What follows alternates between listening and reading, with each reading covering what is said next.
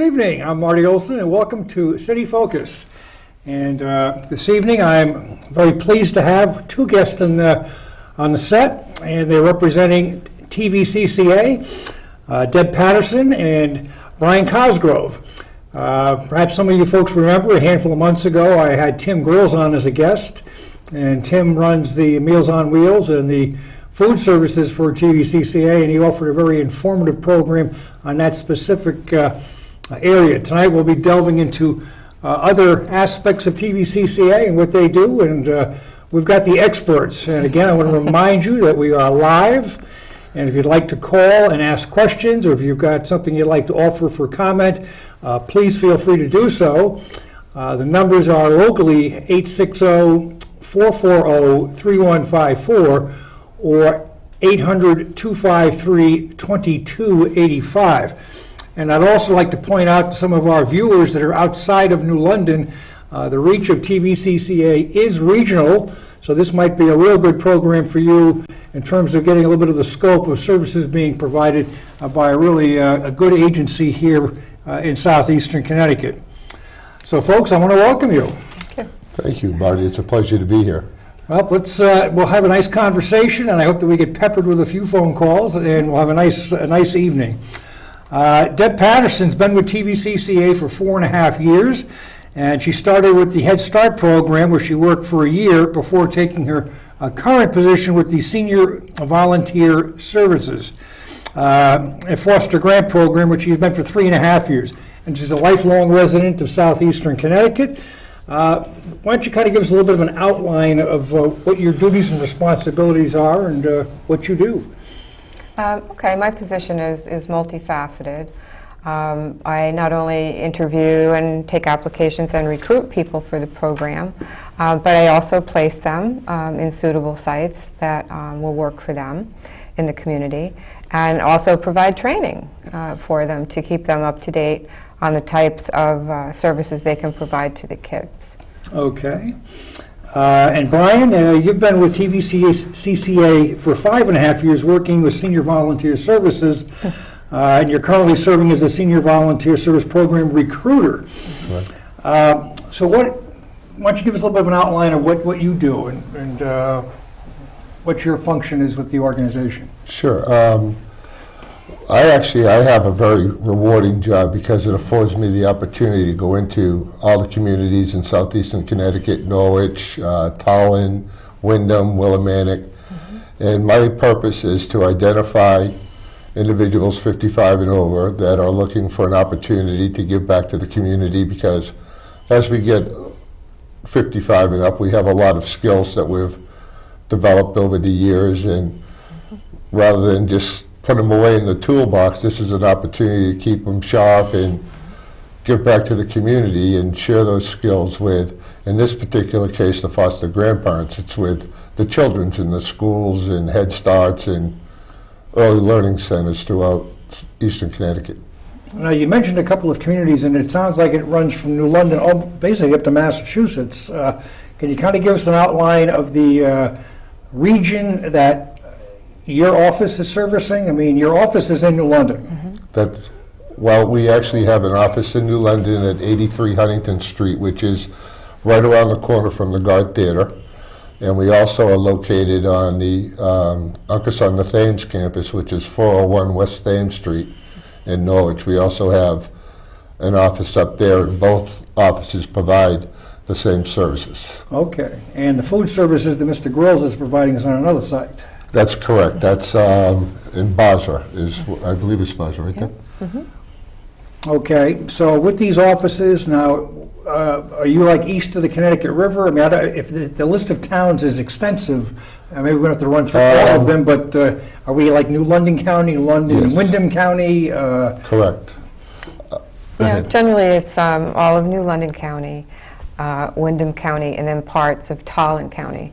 Especially for the foster grandparent program, it's sort of like that whole little section of the eastern part of the state, from the coast all the way up to, we have an other office in Danielson, and we have foster grandparents in Putnam.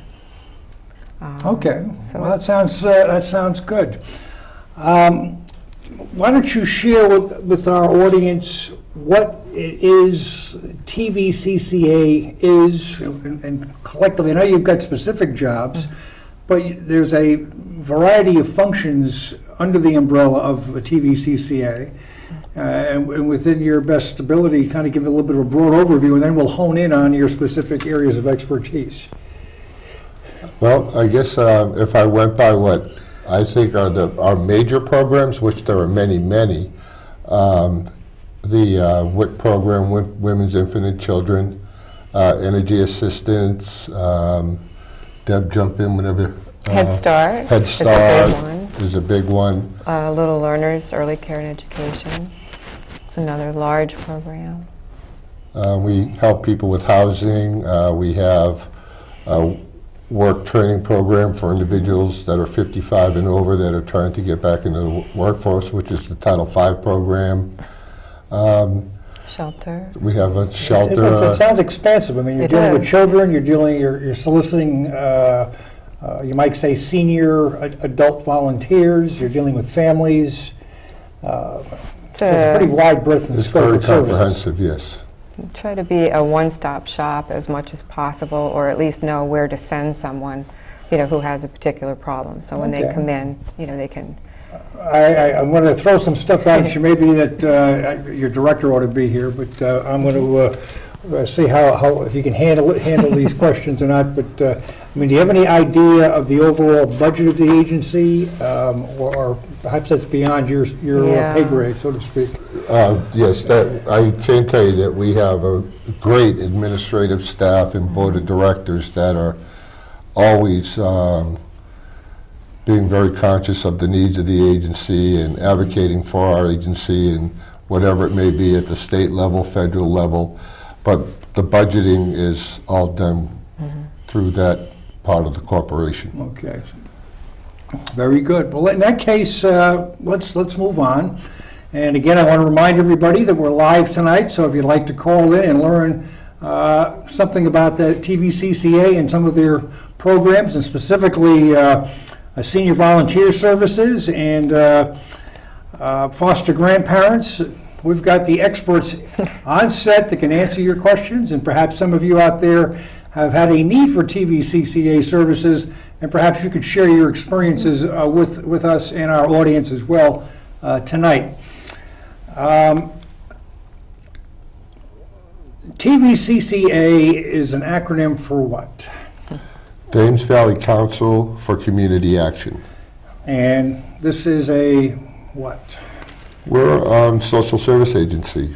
We're a nonprofit, and our goal is to support the community in a lot of different arenas to try to help people get through difficult times, provide training for them to move forward in their lives, support. You mentioned I happened to bring this, and this is a director. Well, props are good, so. This is our directory of services, and as you can see, it's quite extensive, and to try to touch on all of them would be difficult to do in the short period of time like we have. We can perhaps just run through some of the titles of the different things. We have a movable feast, and that's something I know we talked to with Mr. Grills a while back. Early care and education, a child care program. It looks like subsets in that area are infant and toddler care. If we hit something that you guys are directly involved with, pipe in here, because I want to expand on your expertise here. Preschool child care, before and after school care. Let's see, you mentioned, we have employment services. That's something you kind of got excited with that one. So into this economy, that might be something that people ought to be aware of. That is a very strong pursued program that the agency has offered. It's only been around for a couple of years, but I do know that it's busy. I actually think there may be a waiting list right now of people that are trying to get on board. But as you read through about the education and early childhood and Head Start, that's exactly what Deb's and ours program is about, and finding volunteers to provide support in those different classrooms and settings. Let's expand on that. When you say classrooms, are we looking at preschool? Are we looking at public schools, private schools, elementary schools, high schools? I mean, let's get down to brass tacks. What do you? Sure. And what type of volunteers are you soliciting? I mean, what do you need to service your programs to make them work? Well, that's a really good question. And the volunteers that we're seeking are 55 years of age and older. And they really only have to enjoy being around children. They do not have to have any special education or background. They just have to enjoy helping other people, and especially children. And what we do is we interview them and we place them in school settings. It could be preschool settings, it could be elementary school settings, it could be before and after school settings, where they work with children who need extra help, and they actually help them to be more successful. Now, if I qualify, I'm post-55. You do. Got an application right here. Well, that gets to where I wanted to go, so that's a good segue there. If somebody is interested in stepping up and volunteering, or they think that they bring something to the table, how do they go about it? What does one need to do? Well, what they could do is they could call me. My phone number is 860-425-6608. My office is in New London. And there's a couple of screening questions that we do over the phone, and once that's completed, we'll either come to your home or where you reside and bring the application and assist you with completing it, or you're always welcome to come into the office and do it there. And we try to make it as comfortable and painless, but you know, there is some paperwork that's involved, but once it's completed, you start your training, and we hold extensive training for our volunteers. And I think that's important. And you know, one thing, and I've been involved in volunteering for a long, long time in a variety of different capacities, is that to not be properly prepared or to have volunteers and not give them something productive to do is a quick way to lose your volunteers. Correct. Volunteers want to feel that they're contributing and that they have value, and that'll keep them motivated, and they'll stay and feel like a very productive part of the program. From start to, I come into your office and say, Mr. Cosgrove, I'd like to volunteer. I saw something on TV or on the internet or wherever it was being advertised, and I have seen the 55 and over advertised, and they're advertising it too with a stipend, which perhaps you could enlighten us with. But I come to your office tomorrow morning, and what kind of a timeline am I looking at between filling out that application and being placed in a school with youngsters? Is it a week, a month? Am I looking at next fall? Well, not next fall, but one of the things you have to do is get a physical. So there is some time restraints as far as what's required to be completed to complete the application process. And as I said, that and it's a brief period of time. It's, you know, getting you into the doctor, getting a physical, and if you've had one, it's a matter of bringing the form and just having it completed and brought back. But we try to keep that as painless as possible because we want to get them. And then they would start their training, and that's actually, that's where Deb would take over. In this case, if you were the person that was interested, and she would do the application process with you, and once that was all completed, then you'd develop a plan for your training and placement. Okay. And is there anything you'd like to add to that process, or is it? Yeah, Brian did a really good job of explaining that. When someone calls, generally he would be the primary contact, and he does a quick screening to be sure. Or if you came to the office, again, it would be Brian, or if he wasn't available, they'd contact me. We do a very quick screening process, a few questions, and tell you a little bit more about the program. Expectations and time considerations and things of this nature? Yep. Find out what it is you enjoy about children, what age group, you know, of child you like, and then sort of just do the rest of the papers with you, explain what comes next, and when the paperwork comes back, we meet again. And then we do what's called an orientation, where we explain the rules and activities of the program, the policies and procedures. And then we actually look for a site for you. So we try to find a site that's local for you, so you don't have to drive too far. And we try to find one that fits with your lifestyle. So if you have 3 days a week, we want to fit with you so you'll be successful. If you're going against the grain of your life, then clearly it's going to bump. Yeah. So like you had mentioned earlier, being successful in the program means a successful integration of your life with the kids and with the school that we place you at. Are there any maximum commutes? Or, I mean, for instance, I live in New London. Would you have me hiking to Norwich? Or if I was willing to do so, or would you discourage that, for instance? Or they might you prefer to keep you in London Waterford, for instance, or within 5 miles of home? I mean, just as a curiosity. Well, I guess there may be somebody that, would like to work away from home, and if you were willing to, wanted to commute, say, from New London to Montville or to Norwich, there would be no reason why you wouldn't be able to do that. But as Deb said, we don't want it to be an inconvenience for you to have to get there, so we try to keep you as close to home as possible. And what about folks who may not have transportation? Do you provide transportation?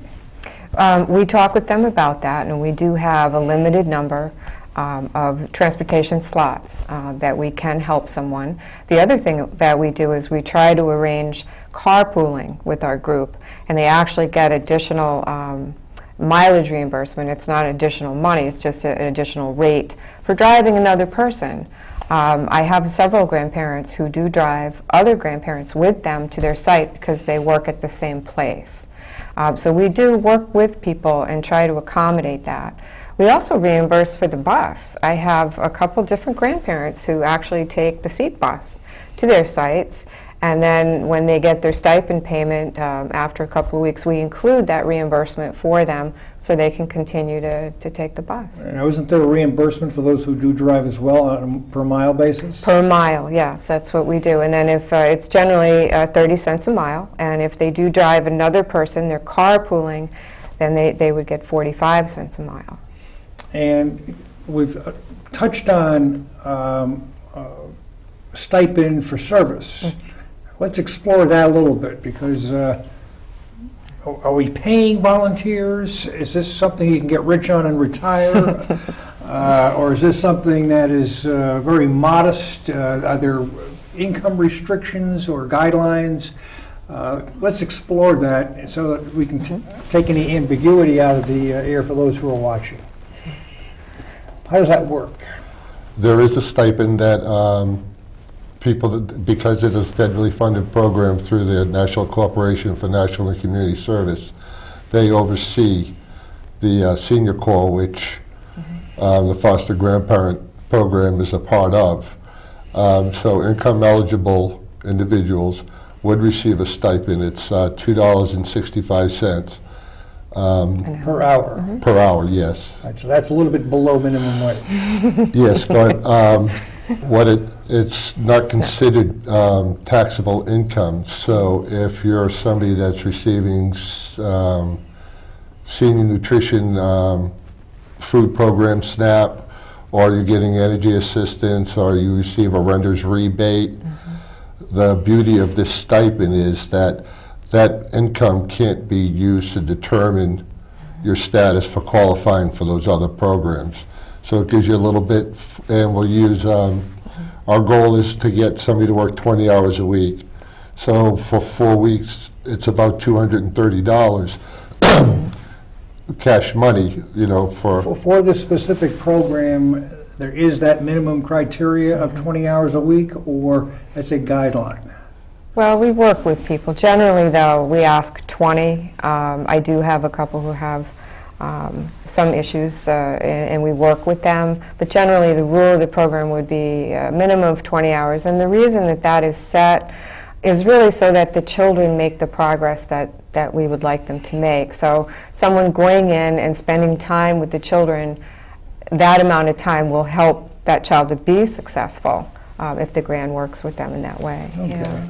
I want to explore that as well, but I want to, in terms of measuring success. Yes. But while we're on that, I mean, on the stipend, if somebody is rather well off, let's use an extreme to make a point, let's say Warren Buffett would like to participate in this program, would he be able to? Or would he be not able to because his income exceeds your income guidelines for that senior to get that, because he sure as heck doesn't need $265 an hour. He would be over income. But, you know, he might be a really good person if he wanted to help the foster grandparent program locally, as he might be able to help with a donation. Always looking for contributions. And we could use him in the retired senior volunteer program. There's no income limitation on that one, and that's another program that will be discussed in time. But he would be a welcome person to talk with. But no, he would be, unfortunately, over the income. And this is a government program. It's actually a federal program. And they're the ones who decide what the criteria are. And the grantor, which is the National Corporation for Community Service, gives us the money to give out to the grandparents, the volunteers, as they do their work. So, you know, again, it's not considered income, it's not considered working, although we use that term interchangeably. It is volunteering, and the stipend is reimbursement. And the government looks at it as they don't want anything to get in the way of someone volunteering and doing a good thing in their community. So they look at the $265 reimbursement rate per hour as their way of helping them if they need clothes washed, or maybe they have to get a new pair of sneakers, or get their hair done, or anything. I mean, they just look at it as this is their way of helping them overcome that barrier. And at the same time, give them something purposeful to do. And like Brian said, sometimes you get stuck and you don't go out of the house anymore. You have no purpose in life, nowhere to go through the day. And so what this does is it allows them not only to have a place to go and feel purposeful and do something really rewarding, it also elevates their income level a little bit. And you and I know if you're on a fixed income, Social Security, you know, there's not very many ways to improve that these days. And if you do get a part-time job, like Brian said, that money counts, and then it raises your income level, and many times it makes you ineligible for the same services that you've been getting. So it's sort of a win-win. Sounds like a bit of a balancing act here. I mean, you have to be cognizant of what's going on around you. You're not operating in a vacuum. No. That's the biggest thing, is staying aware of the surroundings and what's going on in the communities. Yeah. Now, you mentioned your volunteers getting something out of it. Now, how do you measure, or do you measure, what's going on when you place somebody in terms of their success? I mean, are these adults going in to be a pal of the children? Are they going in to be a tutor or a mentor? What's their, what is that role, or is it some combination thereof? Yeah, basically what you just said, it's all of the above. And it really does depend on each child.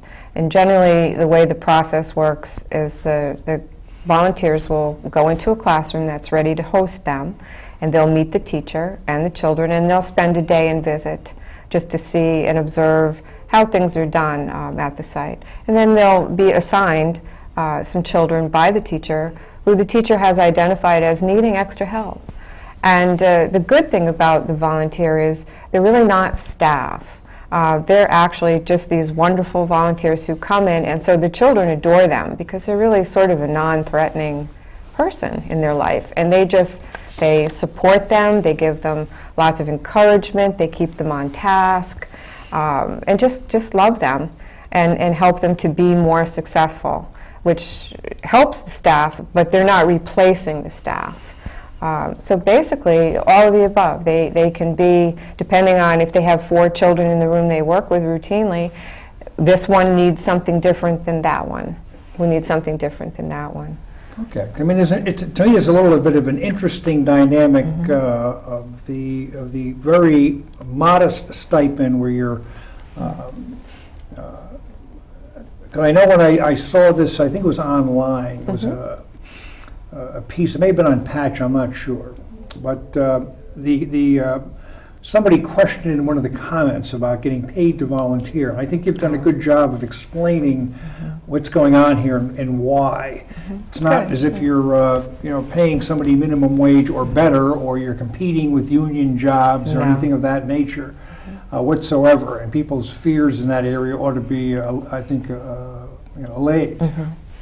I actually went back to the Patch and I saw those comments too, and I could understand if somebody didn't have enough knowledge of the programs and how they were funded, that could be a conclusion that could be easily drawn. But that's not the case. As Deb said, it's a volunteer. And foster by definition is to nurture, to develop, and help children mature and to encourage. And I think a lot of times when people see the word foster, they think back to foster parents and actually taking a child into their home and assuming that additional responsibility. And for individuals that are, already retired and raised their children, they see foster grandparent and they think, no, I don't want to, or I don't have the ability or the means to do that. They may in their heart. And again, this is the term that the program is, but fostering in this case is to nurture and encourage and support. And like Deb said, one child could come in and you could be the pal to him because of the morning he had at home, but then the next child could be the person that really likes to read with you. Or the next one, how well their printing is because of your help. And when the grands and grandpas, that's what we call them, come to the in-services, we can gauge their enthusiasm with what they're doing by how they come in. They're so eager to tell us, their peers, and plus it creates a new social network for all these individuals to get together, and we try to provide them an opportunity to socialize because it's supposed to be a lot of fun and enjoyment with some responsibility. Sounds good. If you don't mind, we're going to go to the phones. Okay. Good evening, and you're on the air. Good evening. Good evening. First of all, I'm so excited to see representatives from Tvcca there. The kids that I had the opportunity to work with did the pen pal program, which we have done every summer for the past about 3 years. And I would like for them to share with the pen pal program, because I'm thinking about the seniors that's at home, that's homeward bound. That's an opportunity to make a connection with a child. You're absolutely right. The Pen Pal program is actually through the retired senior volunteer who is my cohort in the program. I do foster grandparent program, and Helen Granskog does the retired senior volunteer program. That's RSVP. That's right? RSVP, and through that program they have seniors come in. This is the one that doesn't pay a stipend and has no time limit either. And anyone in the community can join, and she has several opportunities that many of the seniors in the community get involved in, and this is one and the kids love it. And at the end of the year, they all meet, usually the seniors who've been writing letters meet the children at the end of the year, and it's a wonderful day for everybody involved. Did you do this yourself, or did you have someone involved in it? Well, it's about the Learning Center. We had a total over the 3 years, roughly about 50 kids that participated. Yeah. We concentrated on our second graders, our second and third graders, and it was just a great opportunity. What was awesome is that our kids had an opportunity to cook for the grandparents, and they set up dinner. So it was. Then they had a chance to talk about, what they had a chance to see each other face to face. And what a connection! And it's just something that I would love to see continue on. And just want to say thank you for the years that that program has been brought to the Dropper Learning Center. Well, thank you. Thank you very much. It's a successful program. Do you have anything else you'd like to share? No, that's it. Thank you. Thanks for you. calling. Good night, thank you. Well, the Drop-In Learning Center just up the street from your office. Yes, Correct. yes, Helen goes up there How frequently. about that? So it's close to home, as they say. Yeah, we have something for any senior who may want to get involved, whether it's doing foster grandparent program or Helen's program, which is retired senior volunteer. And I think, Marty, you mentioned that Helen may be here at a future time. You're going to host her, and so she'll be able to actually explain a lot more of the opportunities that she has. So, like we were saying, there's something for everybody out there. There's no reason not to get into your community and do something really fun. Well, that sounds exceptional. Again, I want to remind everybody we are live. We just had our first call, and the ice has been broken. So Yes, it has. we would encourage you, if you're watching, to please give us a buzz and share your thoughts or questions about the TVCCA and what they're doing. Maybe some things you'd like to see them do that they're not doing at the moment. Sure. Opportunities for expanded services. Again, we can be reached at 860-440-3154. If you're out of the local area, you can call 1-800-253-2285.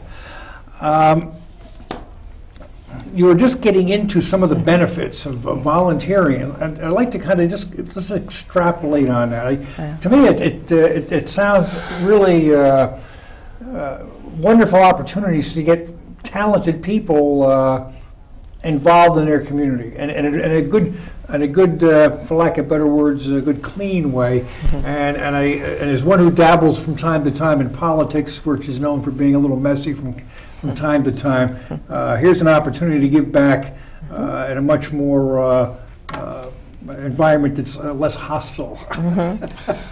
One of the benefits that I think gets overlooked, and we take a lot of pride in, is when we do our in-services, there's a component that has to do with the education requirement and getting information out as far as what the school expectations and things like that are. But in addition to that, when we plan the in-services, we bring in people that will provide information for our volunteers to help them in their personal lives. As an example, we brought in an inspector from the state's attorney's office when all the things about the phone frauds and the mail fraud and people being taken advantage of.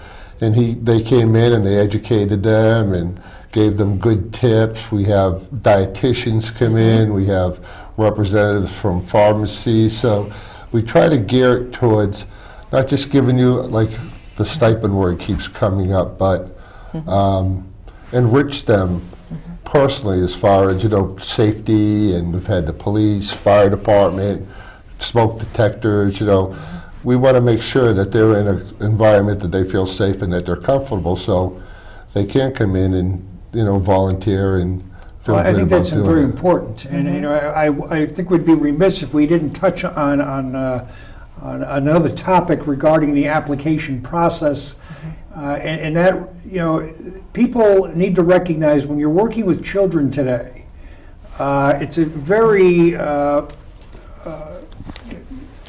sensitive, I guess is a good word, that you're not going to just walk in and be placed in an environment with children without some background being done.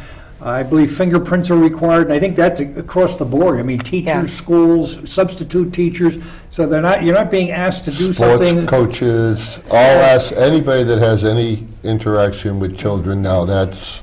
And you have to understand that. I mean, it's not like you're being fingered, so to speak, but it's everybody, and I think that's important to understand that as part of the process, and to try to do everything possible to minimize any opportunities for any negative interactions with the youth. Your agency and no agency that's dealing with kids wants that, so they want to short circuit that up front if at all possible. So these precautions are being taken for everybody's best interest. Absolutely. Yes, they should be. Yeah, I agree. I mean, I many years ago was very active in Big Brothers and Big Sisters, and I know things have changed since then, and I've done some substitute teaching, and I had to get fingerprinted to do that years ago. So this is it's the norm, and So again, but if somebody has not done this, and if they're being asked to for the first time, I think there's a perception that the only time you get fingerprints is if you get arrested or something. And this is today's society. It's not quite that way anymore, especially when you're dealing with our children. Yeah. I actually had the opportunity to take one of our volunteers to the Norwich Police Station last week to complete that process because it's a requirement at the site where she's been placed. And rather than have it be this anxious thing, we tried to make it light and airy, and it was just, it was a fun experience. But once you get through it, it's done. And that sounds good. Now, one thing I want to delve into here regarding the volunteer, and again, we're getting back into this area of a stipend, but I think it's important. As part of some of the background that you forwarded to me, you offer sick and vacation time as a holidays. Yeah. Travel mileage reimbursement. Yeah, those are, again, part of the benefits of the program. I mentioned that generally after the application process and everything comes back, we meet and we have an orientation. We actually have a handbook, a volunteer handbook for the program, and we go through that with the volunteer and explain all the wonderful benefits they have. And it really is a great program. You get your stipend, for 20 hours a week, but you also accrue sick and vacation time. And that works out to 3 weeks sick time and 3 weeks vacation time a year, which comes in handy for them because, if there's a health issue or they want to go visit family that's not local, they can leave and go and do that and not miss out on the stipend, so that they can still continue to use it for bills, etc. We close between Christmas and New Year's every year. Most of the schools, as you know, are closed. Our preschool sites are open, but generally none of the grandparents go to their sites between Christmas and New Year's. We also get the same holidays for the grandparents that we get through the agency, through TVCCA. So they get all the same ones. I think we have 11 paid holidays. And they get floating holidays, which is great. They get one floating holiday a year. It's like their card to use for whatever they might need if something comes up. Yeah. I mean, when folks get older, there's also often a need for their own services, doctor's appointments, dental appointments, visit to the hospital, just for their own general upkeep, so to speak. Yeah. That's true. So this helps to accommodate for some of this. exactly. It does. I think earlier, Marty, you mentioned about the program being a success for them, and so they'll stick with it. And you're right. This is a big thing for them. Many times they do have ongoing health issues or ongoing appointments, and this really helps that they can still do something in the community and help themselves too. And there's a lot of medical things that are not paid for. So getting a stipend can really help them to maybe get to a dentist. There's no dental coverage for older folks with Social Security and Medicare. So this could be an avenue for them to be able to get some things that they normally wouldn't be able to get. Hearing aids is another one. I don't believe that's a covered expense. Even eyeglasses sometimes are not. And so again, we work with them to get them out and doing something really wonderful and purposeful, and at the same time they're helping themselves too. So you were right about that. I mean, I'm really, this has been a worthwhile program tonight, folks, and we're getting a lot of good information on how you can participate and give back, or in some instances perhaps receive services that the TVCCA has to offer. Although we certainly are honing in on volunteers and senior volunteers in particular. Now, Brian, look, I'd like you to get a little bit more specific with your recruiting. I mean, I can't imagine that you're going to set up in your office on Huntington and successfully lasso people in off the street, just come in and participate? I mean, tell us about one of your days. What do you do? Well, Marty, it depends on the day, but as an example today, Just two or three if we have to get a good mix. Well, what I try to do is identify opportunities for me to go and meet with individuals who are age qualified to participate in the program in whatever setting that may be. So I may go to, as an example, I went to a senior housing complex on a Saturday because they were having a special Polish luncheon, and I will contact different the HEPA houses and ask them if they have bingos going on, or there's going to be a congregation of people where I could go and present the agency and program specific and reach out. I do a lot with the media. I'm also now recruiting in Willimantic and Windham County, so wow. I spend a couple of days up there.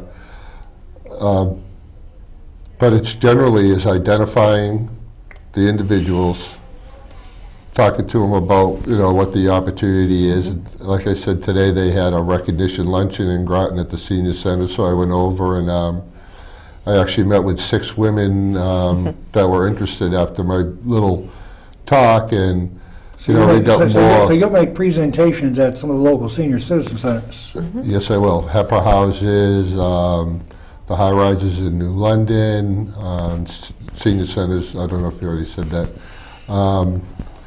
Wherever I could find the seniors. Seniors. This time of year with the weather that we've had and stuff, it's kind of hard to. People haven't started to come back out yet. They're slowly starting to.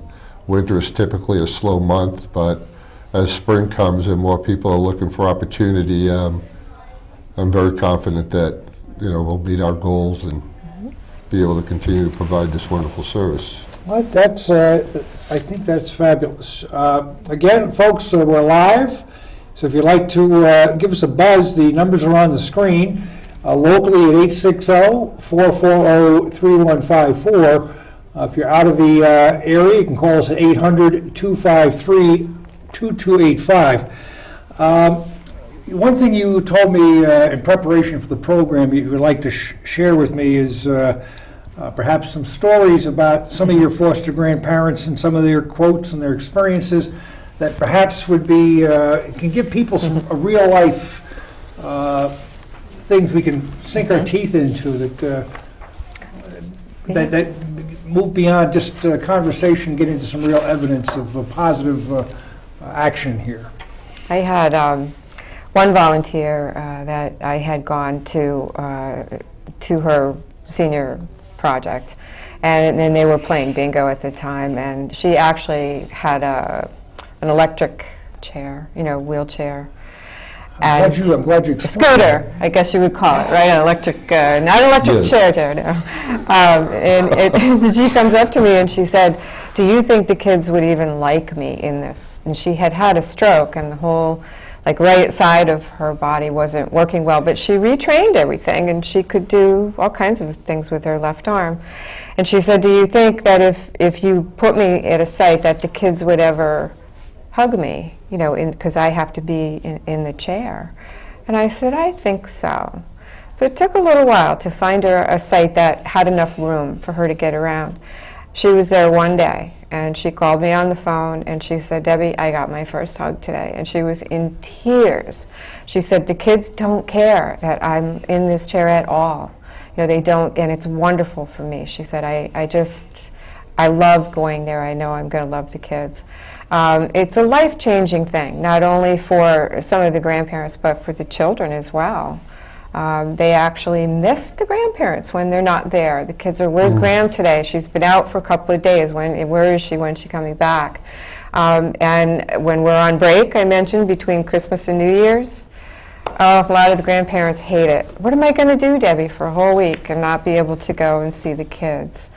So those are a couple things. Well, that's interesting. I mean, I have found, and it may be with a little bit of older kids, but at times it takes a little bit of time for the kids to feel, get used to you. I mean, if you're in for a day and you leave, whereas if you're coming in every day, or if they know you're coming in specific, times and days, and they get used to having you there, and they get more Yeah. comfortable, that they'll interact more. And it takes a little bit of trust to be built up. And But that that's, story you just gave just melts my heart. That's good It's stuff. one of the, I mean, I've seen wonderful things happen in this program. And that's really why we're here today. We're here today to spread the word about this wonderful program that I think not many people know about. And if they did, I think they'd be willing to come and be a part of. They can make a difference in their own life, but children and the community. And help themselves at the same time with a little bit of extra money and socialization and some training. And so I'm really optimistic that people will hear the message and will give us a call and let us. Well, somebody's you know. giving us a call. So Oh, let's take oh, come wonderful. on. Good evening, and you're on the air. Good evening. Yes, I was a grandpa for 9 years. I want to compliment the program as being excellent and been very happy to do when I was able. And the two leaders that you have on television tonight do an excellent job. thank you. Thanks. Thank you very much, sir. Thank you for the call. This is Mr. Jim? I think it's Jim. Well, that's a nice compliment. Yeah. I think that was Mr. Jim. Yeah, Jim was a wonderful grandparent. He's hopefully be coming back soon. And as I said, sometimes they go off for a little while, they have something to do, and then they come right back in. And we welcome them with open arms. Okay. Folks, we've only got a few minutes left of the program, and I know that my guests have a short video that they'd like to close out our program with. Perhaps you can very quickly give an overview of what it is, and Mary Jane will put it on, and we will have a shift change here on the set. It shows foster grandparent program in action. Okay, well, I guess that's it. Mary Jane, if you could put that on, we'd appreciate that for us. And I want to thank you guys for Thank coming you. on. Throughout the decades, we have changed our country. We have influenced national policy, left our mark on pop culture, and changed our workplaces and families for the better. We are still engaged. We are still active. And now we have a new opportunity to expand our influence through volunteering. We can have a positive impact on young lives, help older individuals remain independent in their own homes, clean up the environment, and lend our skills and experience to strengthening our communities in countless ways.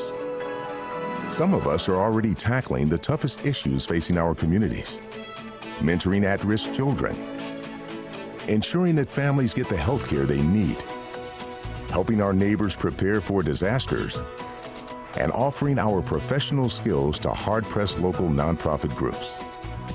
We are doing it through 3 national service programs. Join us as we continue to lead the nation